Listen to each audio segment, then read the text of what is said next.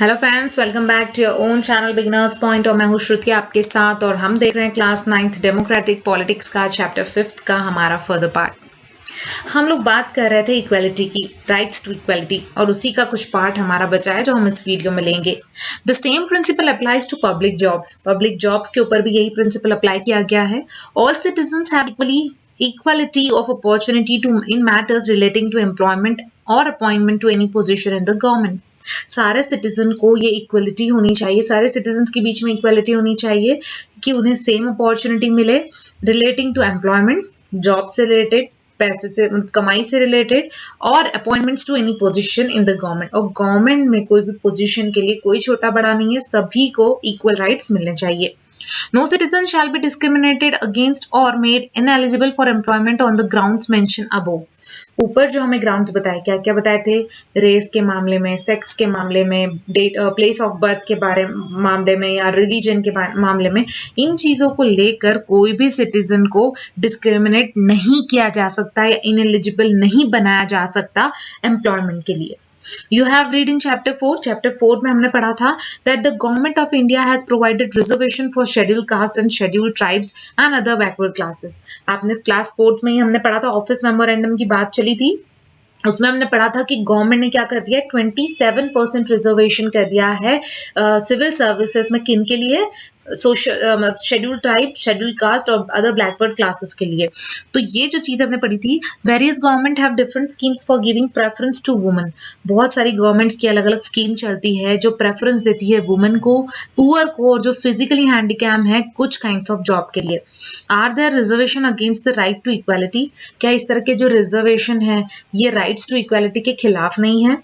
क्योंकि यहाँ पर आप इक्वलिटी को आप क्या कर रहे हैं, अलग कर दे रहे हैं। कास्ट की इक्वलिटी करने के बाद आपने रिजर्वेशन क्यों किया? अगर सारी कास्ट इक्वल है तो वुमेन बैन में अगर कोई डिफरेंस नहीं है तो वुमेन्स के लिए रिजर्वेशन क्यों किया? तो इस तरह के सवाल उठ रहे हैं कि क्या इस तरह का जो रिजर्वेशन है ये राइट्स टू इक्वालिटी के खिलाफ नहीं है? दे आर नॉट, लेकिन वो नहीं है। For equality does not mean giving everyone the same treatment no matters what they need. Equality का मतलब ये नहीं होता है कि सभी को सेम ट्रीटमेंट देना चाहिए, ये ना सोच के कि उन्हें किस चीज की जरूरत है। Equality means giving everyone equal opportunity to achieve whatever one is capable of. Equality का मतलब ये है कि हर किसी को उस चीज का मौका देना चाहिए जिसके वो लायक है। समटाइम्स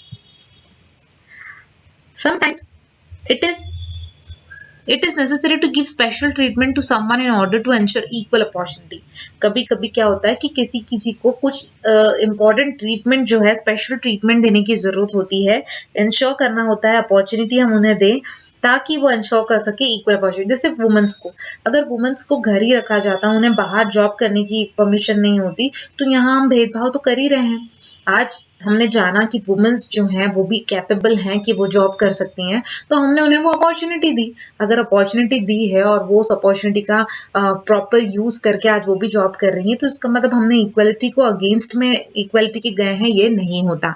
हमने सिर्फ वुमेन्स को राइट दिया है कि जो वो कर सकती है, जिसके लिए वो कैपेबल है, उस चीज को उन्हें दिया जाए, उसकी अपॉर्चुनिटी उन्हें दी जाए। This is what job reservation do, और job reservation में यही हुआ है। Just to clarify this, the constitution say that reservation of this kind are not a violation of right to equality।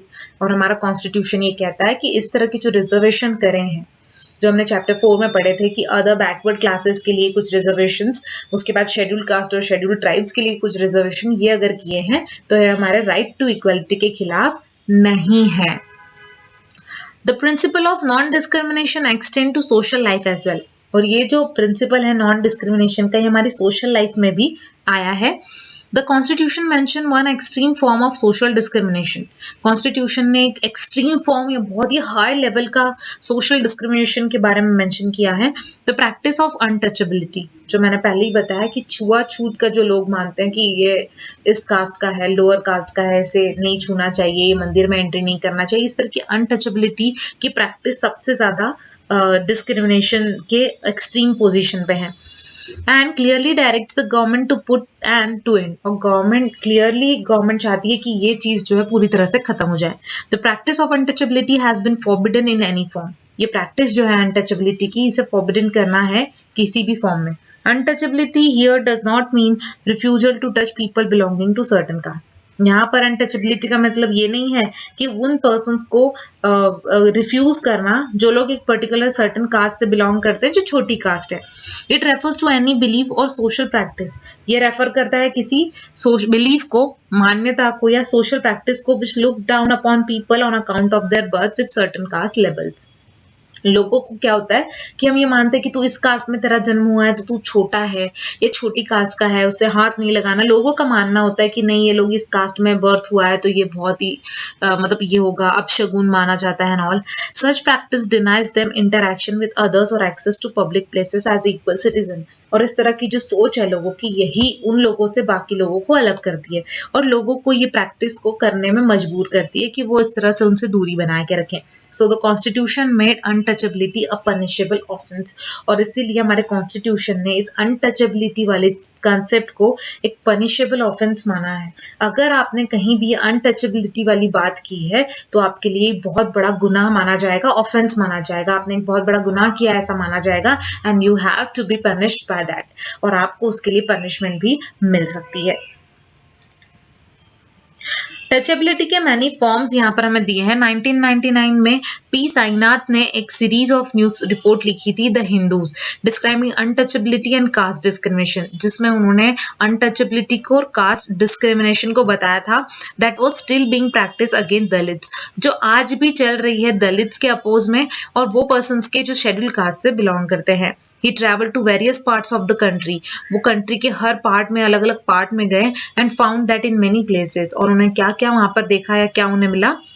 Tea stalls kept two kinds of cup, one for Dalits and one for other. उन्होंने देखा कि जो tea stalls थे, जहां पर कोई चाय वाले का जो ठेला था, उसने 2 काइंड्स के कप रखे थे, दलित लोगों के लिए अलग और बाकी जो लोग थे उनके लिए अलग। ये तो क्या हो रहा है कि डिफरेंस ही हो रहा है। आप राइट टू इक्वलिटी कहाँ प्रूव कर रहे हो यहाँ पर।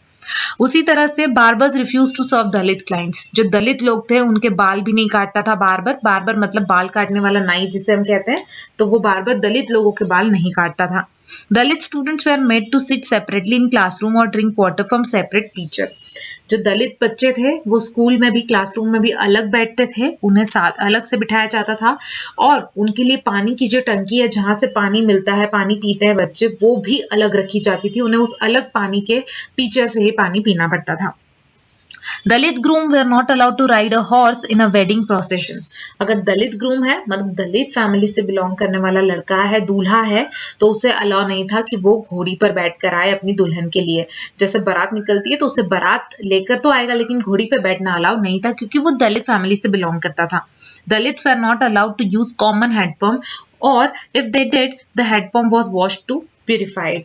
दलित लोगों को अलाउ नहीं था कि वो हैंडपंप को यूज करें, और अगर उन्होंने कभी हैंडपंप को यूज कर भी लिया तो उस हैंडपंप को पूरी तरह से धोया जाता था उसे प्यूरिफाई करने के लिए।